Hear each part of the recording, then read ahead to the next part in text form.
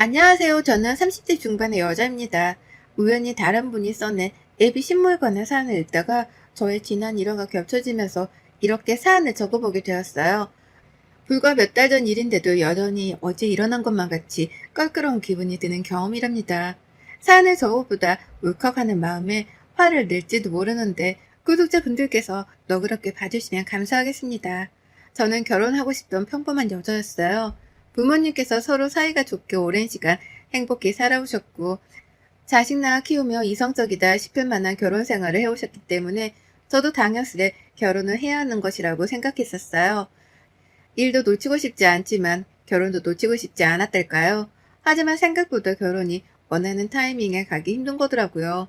하고 싶었지만 남자친구와 타이밍이 안 맞아 그 길로 이별을 하게 된 적도 있었고, 어쩔 땐 제 일이 너무 바쁘고 신경 쓸 것이 많아 결혼 생각이 들지 않은 적도 있었죠. 왔다 갔다 하는 타이밍 속에서 막연한 결혼을 꿈꾸던 중 전 남친을 만나게 되었답니다. 소개팅으로요. 그간에 많은 연애를 해본 건 아니었지만 그래도 고등학교 때 풋풋했던 첫사랑을 시작으로 여러 번의 연애 경험이 있었고요. 그렇게 서로 다른 남자들을 만나오면서 30 중반이 되고 나니 나름 나에게 잘 맞고 좋은 남자가 누구인지에 대해서 판가름을 할 수 있는 정도는 되었던 것 같습니다. 결혼을 하기로 약속했던 전 남친도 딱 그렇게 제 촉이 좋은 사람이었죠. 그래서 더 늦기 전에 얼른 시집을 가야겠다고 마음을 쉽게 먹을 수 있었고요.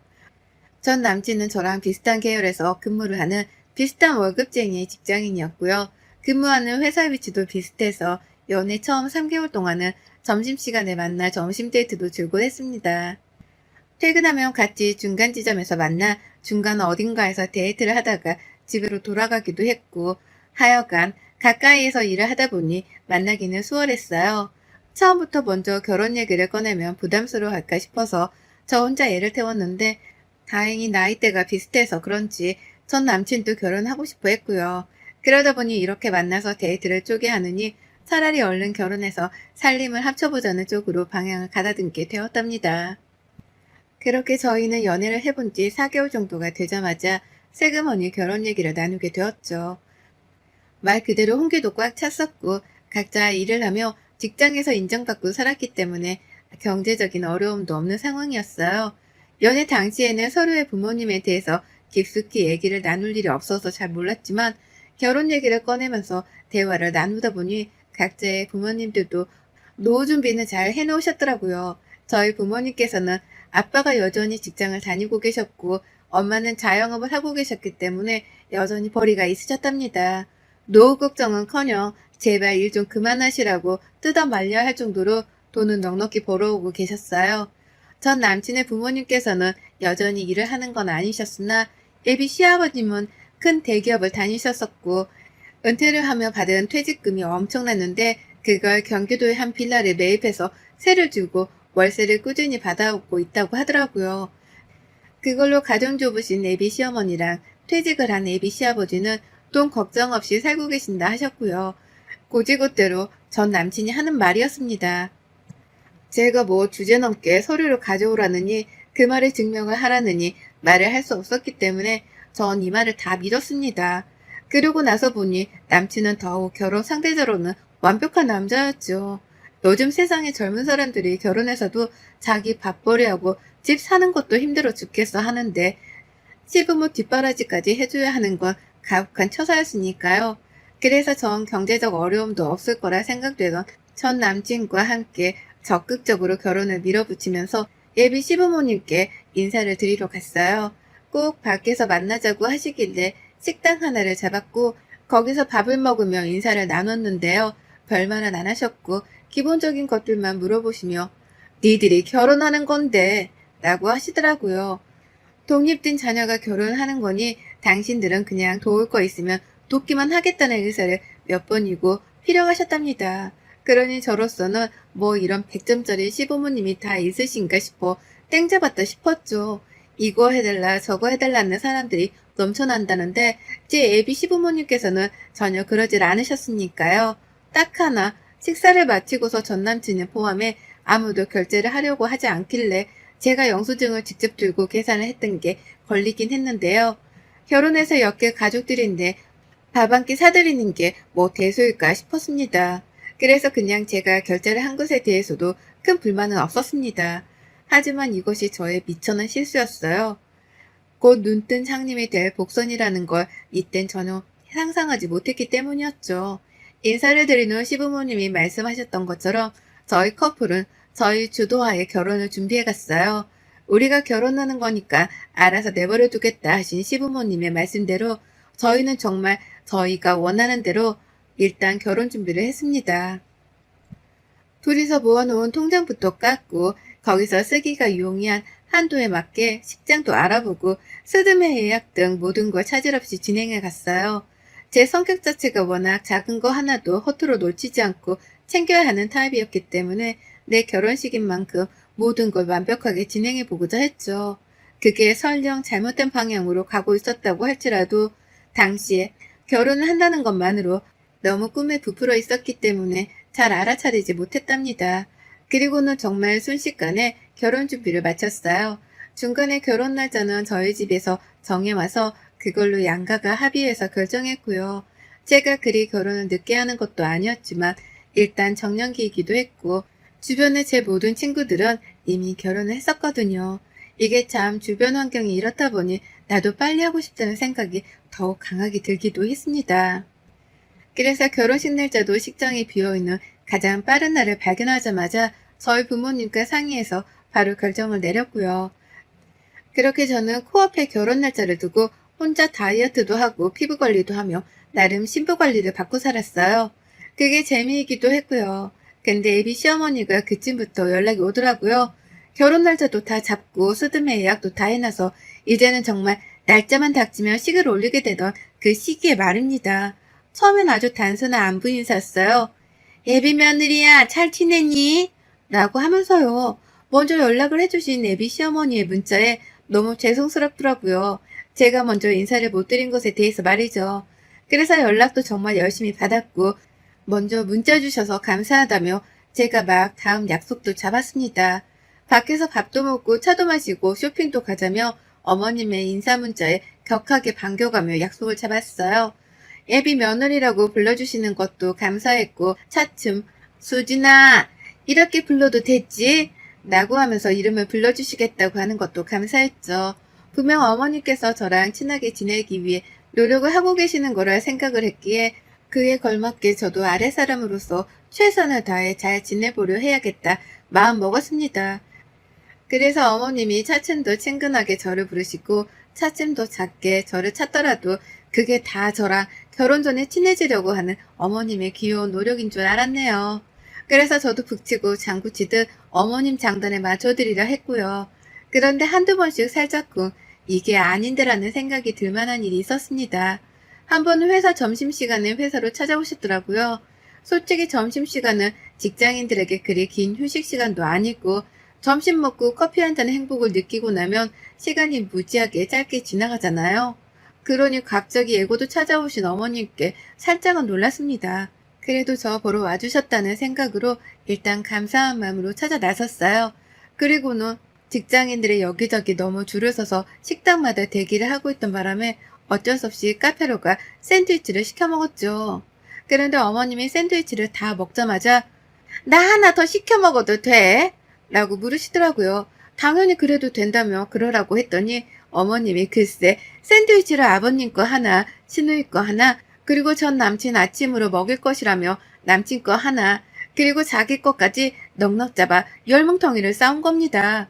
진열대에 있던 샌드위치를 모두 다 가지고 나오신 것이었어요. 이렇게까지 사오실 일인가 싶었으나 일단 계산을 하려며 카드를 내어드렸습니다. 그리곤 잠깐 생각했죠. 애비 며느리 카드로 당신 가족들의 다음날 아침까지 사가는 애비 시어머니가 몇이나 있을까 하고 말이죠. 하지만 뭐 이게 처음이자 마지막이겠거니 했습니다.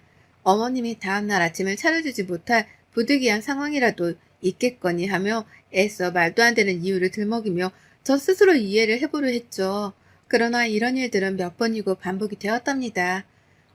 어머님이 불현듯 찾아 불러서 얻어먹는 일 말이죠.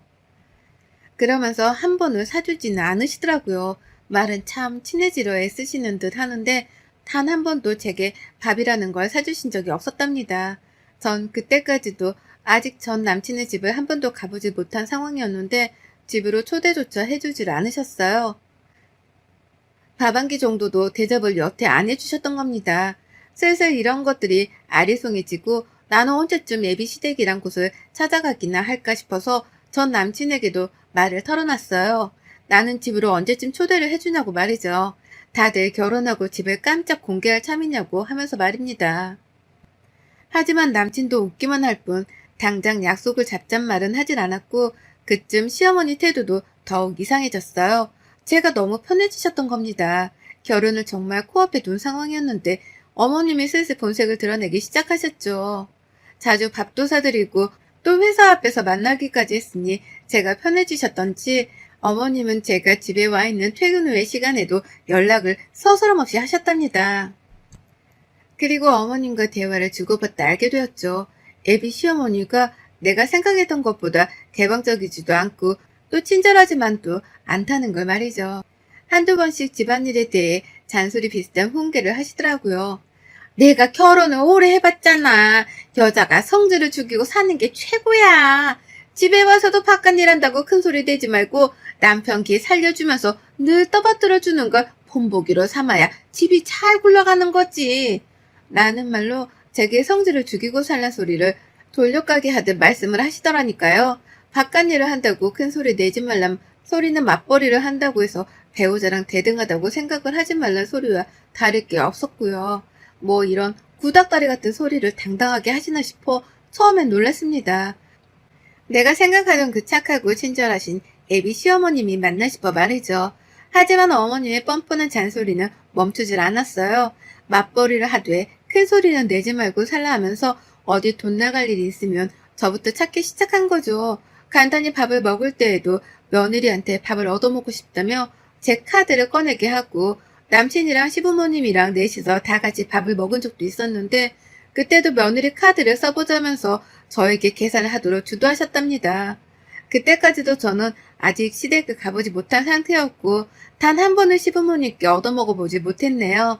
대기업 다니다가 퇴직하고서 억대 퇴직금을 받은 걸로도 모자라 경기도 빌라 하나를 사서 월세를 받으며 사신다더니만 이건 뭐 말만 넉넉할 뿐 보기엔 상그지가 따로 없었답니다.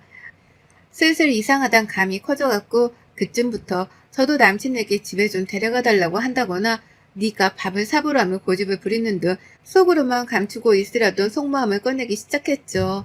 그리고는 결혼을 거의 일주일 남겨놓은 상황에서 결국 시어머니가 제게 시한폭 돈을 떠넘겨주고 마셨답니다. 결혼을 코앞에 뒀었기에 신부가 도망을 가지 못할 것이라고 생각을 하셨더라고요.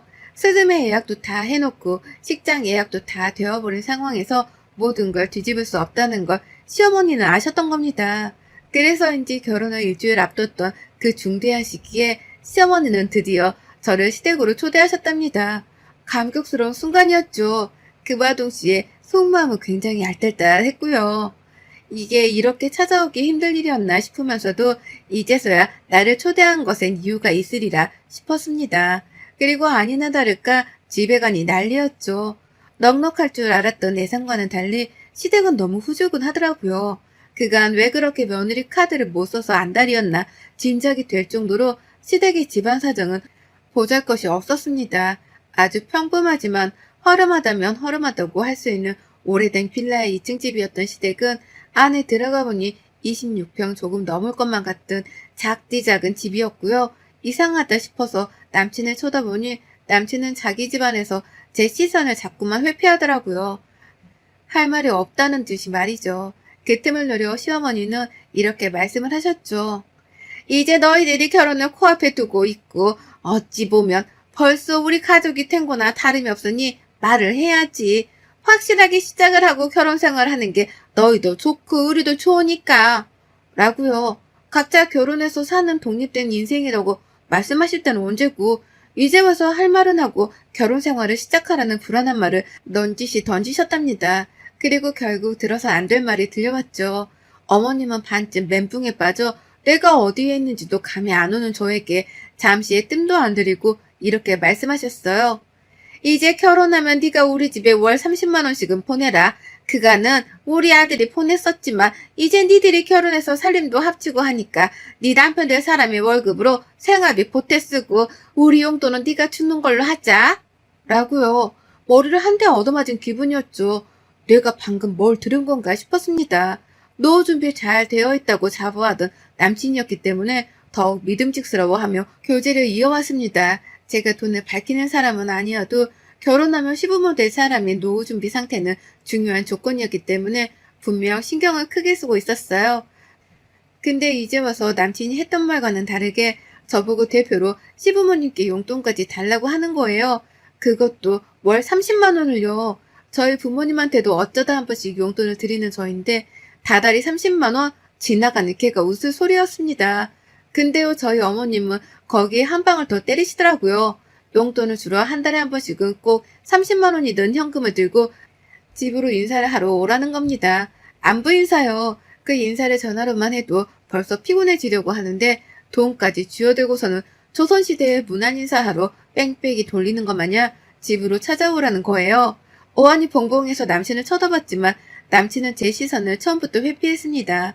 그리고는 잠깐 제가 화장실을 간다고 자리에서 일어났다가 돌아올 때 화장실 앞에 기다리고 있다가 저를 부르더라고요.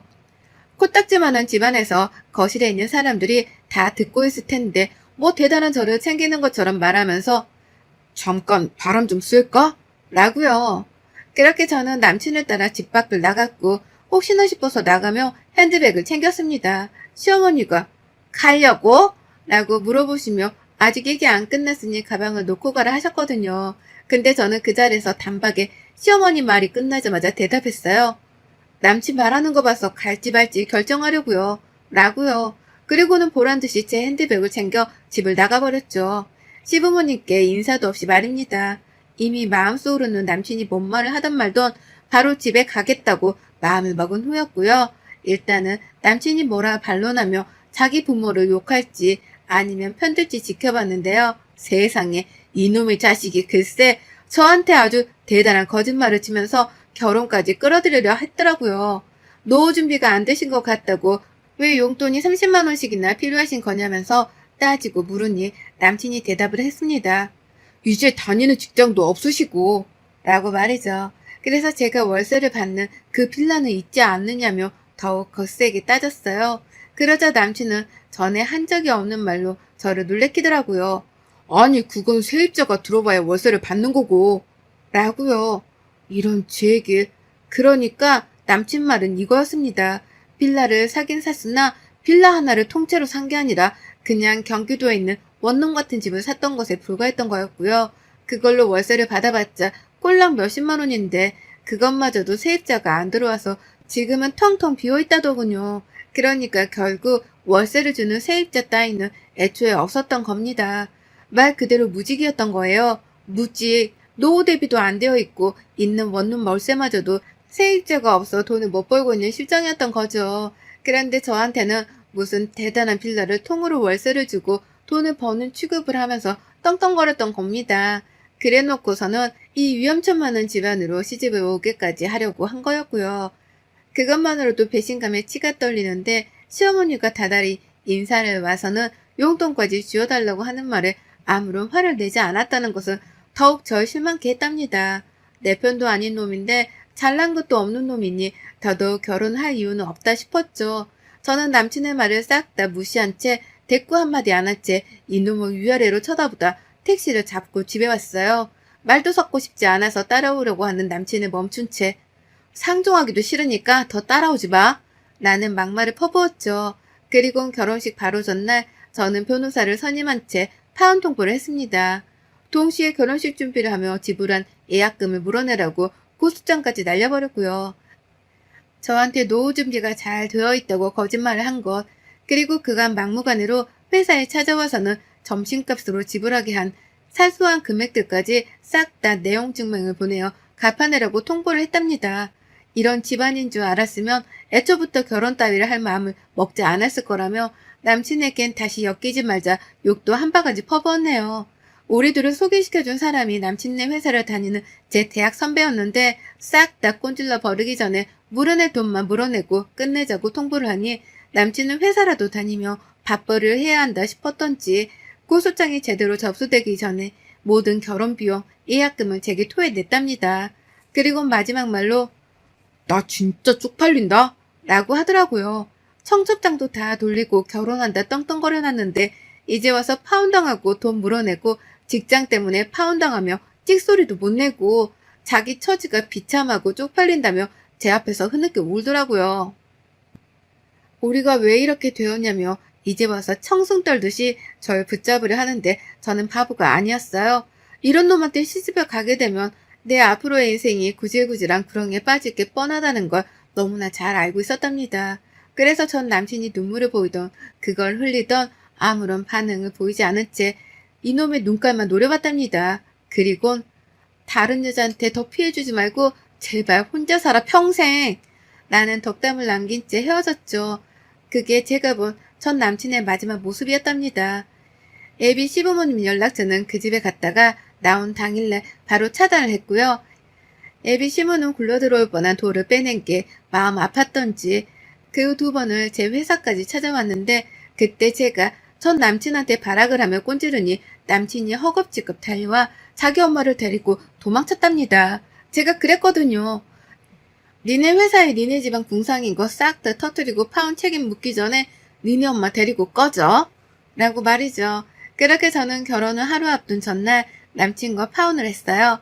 그리고 다시 서른 중반인 지금 싱글이 되었답니다. 결혼을 할 사람은 단박에 파악도 하고 잘 선택할 거라 자신이 있어 하던 저였는데요. 이번 경험을 통해서 다시금 깨우쳤네요. 결혼이란 것만큼은 정말 신중하고 또 신중해야 한다는 걸 말이죠.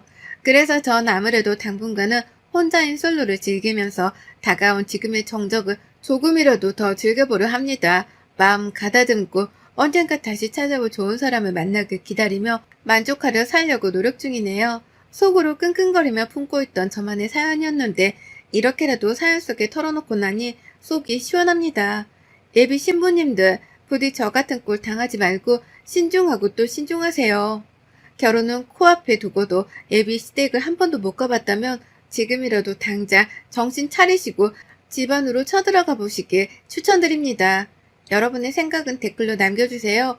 오늘도 시청해주셔서 정말 감사합니다.